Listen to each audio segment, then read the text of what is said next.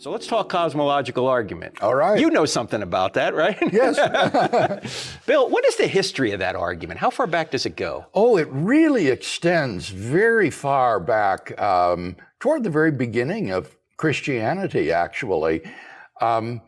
Early Christian commentators disputed the Greek doctrine of the eternity of matter. According to Aristotle, the universe has always existed, and the role of God is simply to provide order in the eternal cosmos.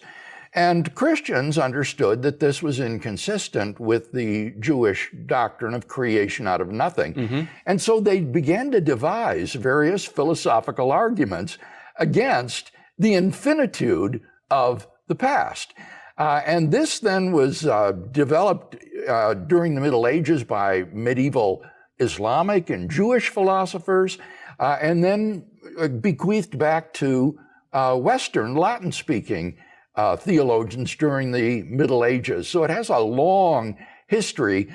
And one of the great things about the argument is its intersectarian appeal. It's been propounded by Muslims, Jews, Christians, both Catholic and Protestant, and so has a great interconfessional appeal.